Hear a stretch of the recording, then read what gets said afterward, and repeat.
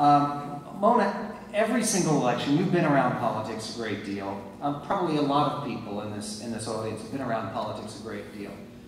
And one of the things you always hear is, this is the most important election of our lifetime.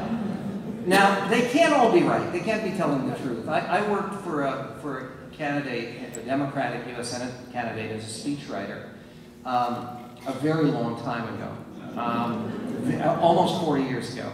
And the slogan we used was, no ordinary election, no ordinary candidate. It's every candidate says that. You know, what, somebody's going to campaign. I'm an ordinary candidate, and this is a very ordinary election. This is just typical. No, every election is supposed to be important. This election, a lot of people believe, might actually be important. It might actually be different. The election coming up less than 5 weeks from tonight, Mona Charen, is this election substantially more important than other recent electoral decisions? With the demurral that only sometimes in hindsight can you see which elections were actually pivotal and distinguish them from the ones that people just claim are highly important. I do think that we have witnessed over the last 18 months an experiment with unrestrained liberalism, with the left wing of the Democratic Party being able to enact its wish list. There had been a pent-up demand, if you will, for more spending, more government programs, nationalized health insurance, and so on and so forth, that had been building for a very long time.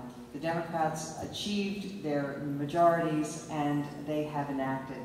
And to echo your point, Michael, which I was trying to say, but I didn't say it as well as you did, but the debt is the great issue.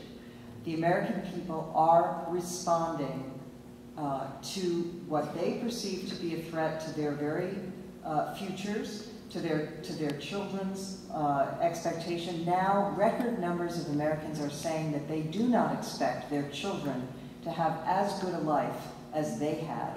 And they are deeply worried, though President Obama constantly stresses that nobody will have to pay the bill for all of this except for the very rich, which is absolutely preposterous, because even if you confiscated all of the income of everybody in the top 1% or the top 2% of earners, you still would never be able to pay the bills that are being racked up, not just by the federal government, but by state governments as well, which I don't have to tell anybody in California.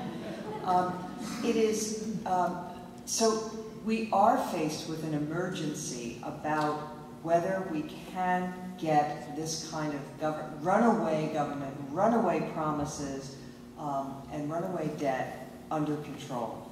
That, I think, much more than issues about homosexual marriage or abortion, or, you know, many of it, and not to say that those issues aren't important, but this time around, I do believe that the successful candidate will be the one who says, we must be responsible, we must live within our means, we must get the debt under control, and regain our financial stability as a country.